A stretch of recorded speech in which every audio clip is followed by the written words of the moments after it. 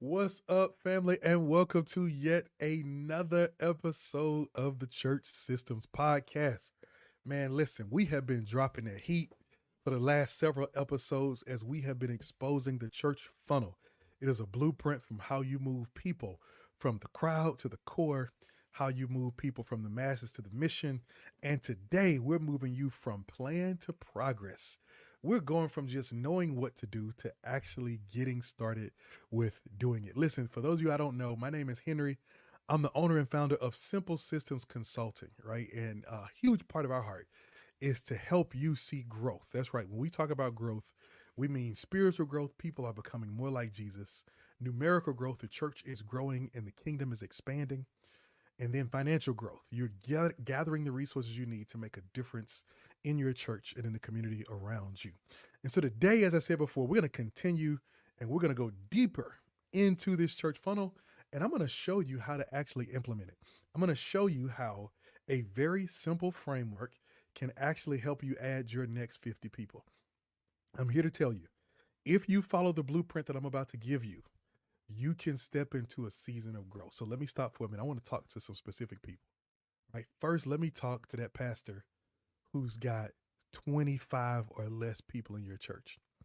I'm telling you, I'm about to give you a simple framework that will help you double your church if you follow and you execute what I'm about to give you. Let me talk to that pastor who's got 50 people in your church. I'm telling you, I'm about to give you a blueprint to help you double and expand your church if you follow the blueprint.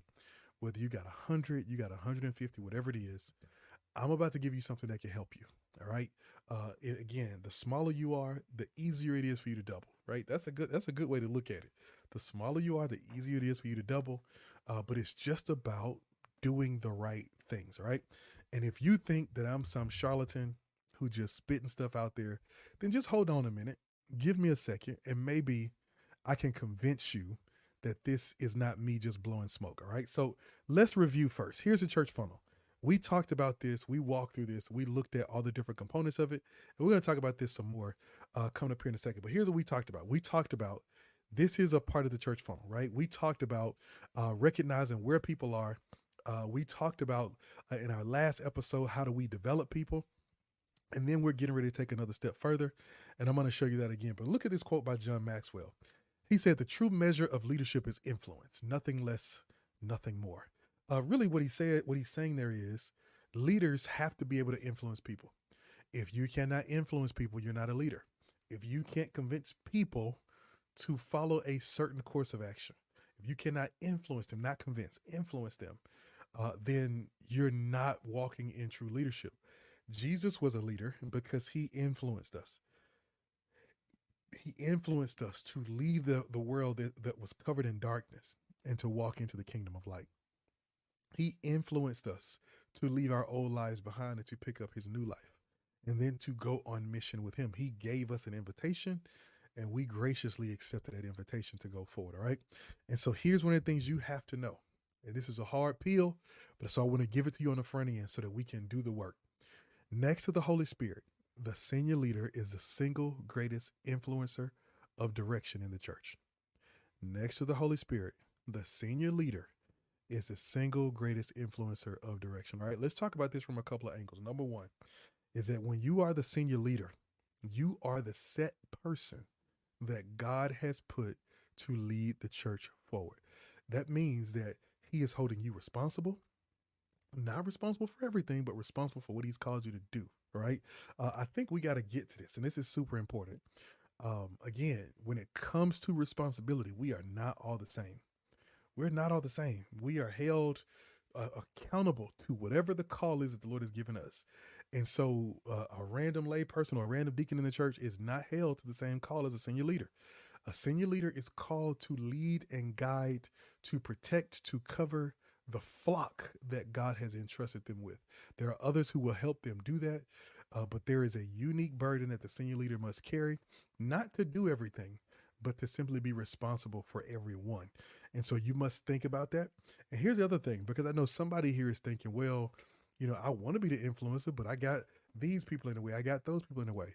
Listen, even if you're not physically influential, you are spiritually influential. right? And I don't have a problem. I've encountered natural issues with people, issues with staff people, issues with volunteers, issues with members, issues with all these kind of other people in leadership. I've encountered all those different things. But here's what I would say to you: do not be guilty of tolerating something in the natural that you have not taken before God in the spiritual. If you are not naturally as influential as you need to be, you are spiritually influential. So you need to understand that you are responsible. All right. So let's talk about this.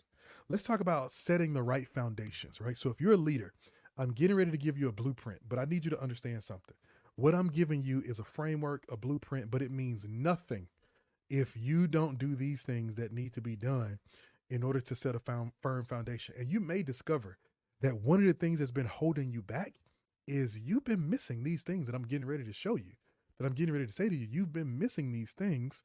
And as a result of missing these things, you've not been moving forward in the way you need to move forward. So here are a couple of things you need to do. Number one, you need to get serious about prayer. You need to pray on the level that you're trying to get to, right? You've got to pray more fervently and more consistently than you ever have if you're believing God to help you go to the next level, to help you reach more people, to help you make a difference.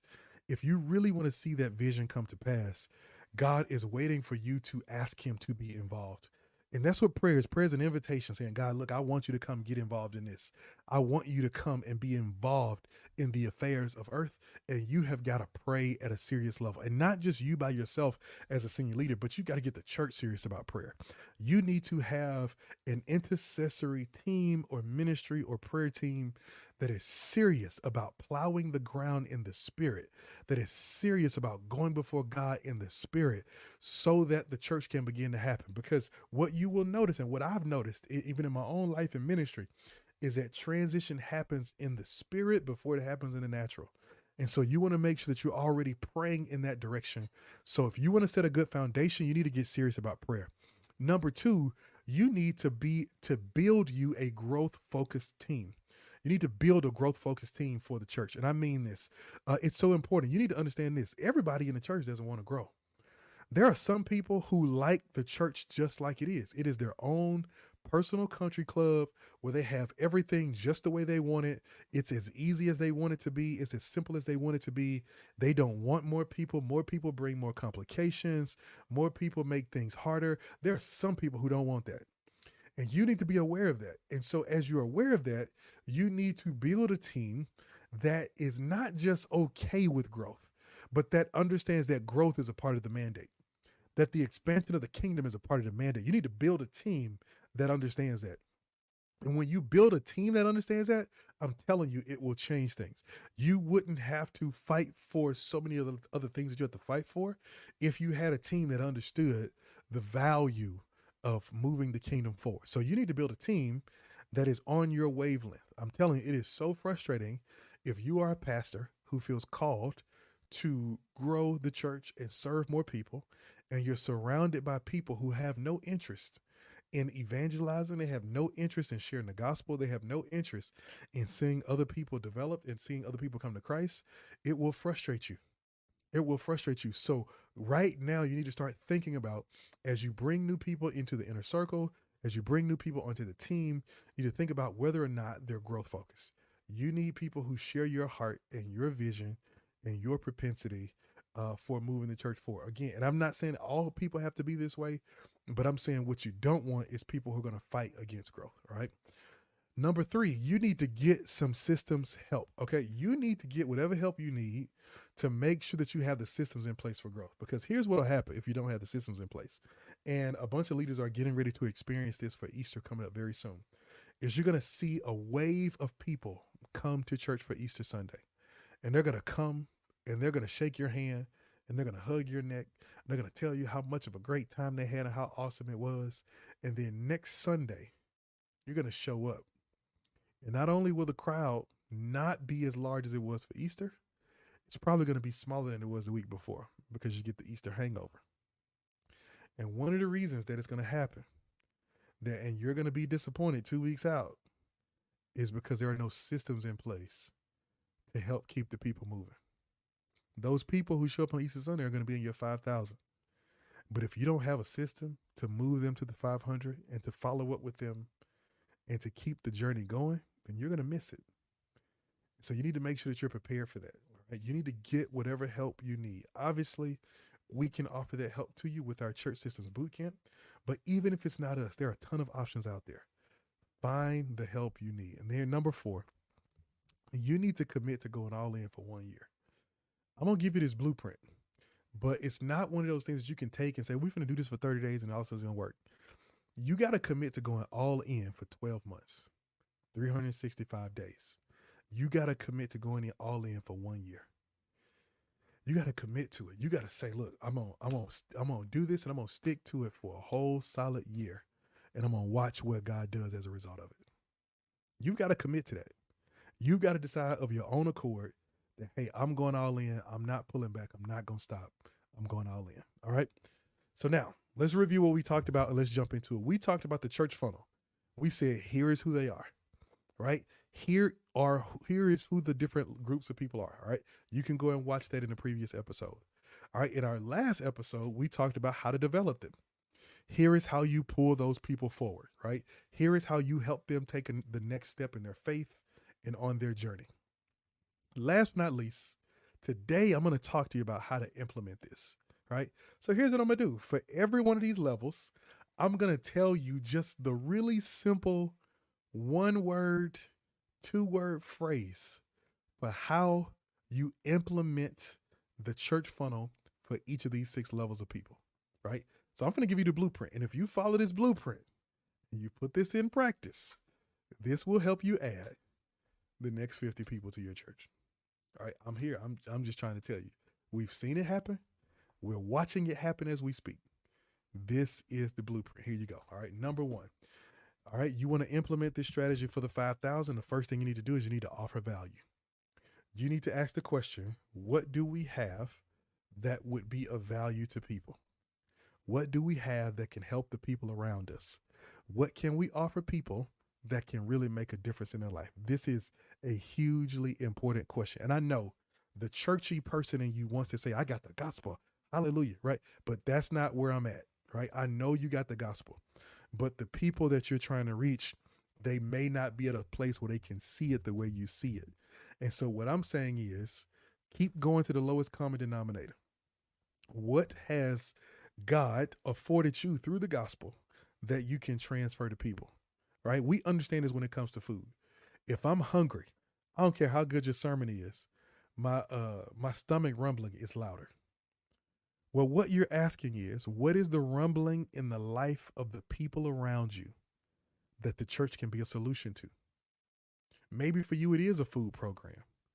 Maybe it's not food. Maybe for you, you have the ability to provide mentorship for young boys at the local school. Maybe you can be a part of partnering with the recovery program. I don't know. Whatever it is, you need to figure out how you offer value. Maybe it's providing something for children. Maybe it's something for singles, for couples, whatever it may be. If you can figure out what you have that you can offer to people and you can offer them value, it constantly gives you an opportunity to get in front of these 5,000. And the more you can get in front of the 5,000, the more opportunities you have to help them move to the 500. I cannot stress enough how important your answer to this question is. What value can you offer? This question will help reshape and reframe your vision. You need to ask yourself, if I'm talking to a single person on the street, or a person on the street who does not know God and they're not even looking for God, what need in their life can God use us to meet that we might connect and minister to them with the potential, not necessarily the goal, but with the potential that they might one day partner with the church? You got to offer value. You've got to figure out what it is you have to give and how you can offer it to those people who need it. Number 2, you want to develop the 500. You want to use this strategy. You got to collect data. One of the things that you've got to do really well is and I say this over and over again, if you don't have data on people or you're not collecting information from people, then you have no way to follow up with them. Listen, the secular world has mastered this. The secular world has mastered this. Like you cannot do anything without people collecting data and following up with you and sending you emails and text messages and phone calls. And here goes a coupon for this. You think they're giving you a coupon because they want you to save money? No, they're giving you a coupon because they know if they give you 25% off, you'll come and spend more money than you would have spent with them before they sent it. They figure 75% of something is better than 0% of nothing. And so they follow it with you until they get it. And they know if you buy something once, the chance of you buying again are really, really high. Right? The church has to grab this. Is that when we connect with people, we must collect their data so that we can follow up with them. So we can call them, so we can check in with them, so we can inform them about what's going on in the church. We've got to put the data to use. And let me say this. Don't collect people's data just to text them about church every Sunday. And every Sunday morning, you just text them, hey, come join us for church in 2 hours. Like, I get that that's important for some people. Some people need that, but that's a poor use of data. You need to use that data to really connect with people and to figure out who they are and how you can better serve them. Right. And I've talked extensively about this in other episodes, so I won't stand on it, but you got to collect the data. You got to make sure you collect the information. All right. For the 72, you want to take the next step with them. You've got to offer next steps. That means you need to have a new members class that is available to people. And I suggest that this class is available 24/7, meaning that it needs to be digital, it needs to be virtual, it needs to be online. You need to have an online new members class that people can join and take 24 hours a day, 7 days a week, so that they can plug in and be a part of what's happening, right? That new members class affords you so many amazing opportunities to really set the stage and set the tempo and the culture for where people need to go. And I'm telling you, you need to do it because it will make a world of difference when you do. It'll make a world of difference, but you've got to be willing to step into it and get it done. You just got to create the class. And again, this is one of those things that we have done, that we do. If you want us to create it for you, we will create it for you. We've got one that we've already built. We can have it back to you literally in a matter of days. Okay. But it's one of those things that you got to have it available. If you want to develop and you want to get people, and you want to start implementing this, you want to get people from the 500 to the 72, you got to get them through a class, because the new members class is where you help people discover their gifts. It's where you help them get entrenched into the vision. Is where you help them see your heart. Is where you help them see how they can be a part of the team and make a difference. All right. The 12, you want to implement this. You want to move people from the 12, so from the 72 to the 12. You got to offer ministry. You got to offer ministry. Man, I don't know what happened. Well, I know a part of what happened was COVID, but one of the things that seems to happen in COVID is that we threw ministries to the side. And a part of it was because a lot of people had stopped attending as faithfully as they once did anyway. But man, it is disheartening how many churches have completely abandoned ministry. They've completely abandoned the idea of ministering to people, of creating different spaces for people to minister. And here's a reality. Ministries are small spaces. They're small spaces. They're spaces that may only include a few people, and that's okay.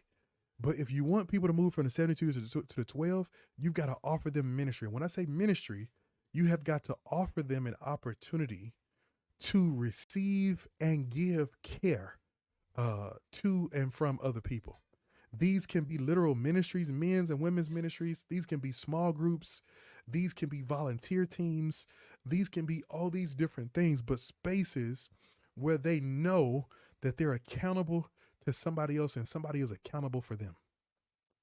Right? Everybody in your church should have somebody who's responsible for them. An easy way to do that is to try to get everybody in your church either in a small group or serving on a team. If they're in a small group, they got a small group leader and other small group members who are responsible for them. If they're on a team, they got a ministry leader and other team members who are responsible for them. But you want to get people plugged into ministry. Ministry is one of the places where life change happens. And if you abandon ministry, in large part, you abandon life change. So you've got to create space for people to give and receive ministry. Now, if you want to move people from the 12 to the 3, you've got to offer training. One of the reasons that many churches don't have established effective and prepared leaders is because they're not offering training. You must offer training. You must offer people the opportunity to be trained, to be developed, and to really have an opportunity to grow. You got to offer training. That's how you get people from the 12 to the 3. You train them. Jesus trained them. He trained them. That's what he did. He trained them. He taught them, right? And you've got to do the same thing. You've got to train those leaders who you want to be impactful. It is unfair to expect from them something that's not being taught to them. Leaders need training. That's one of the reasons every Thursday without fail at 12 noon, we host our Church Systems Bootcamp coaching call, because every church in our program, they get to send their leaders every week to be trained in church systems. Every week they come and they get a chance to be trained. They get to be exposed. They get to be raised up in a way that makes an impact and a difference in their ministry. Last but not least, you want to move people from the 3 to the 1, then you got to offer expansion. I'm going to tell you something. When you have a vision for expansion, it seems like God tends to send a different kind of leader. He raises up people. I mean, when I was younger, and I used to hear the old folks say, "That baby getting out the way. That baby walking already. Oh, they getting out the way. It must be another one coming," right?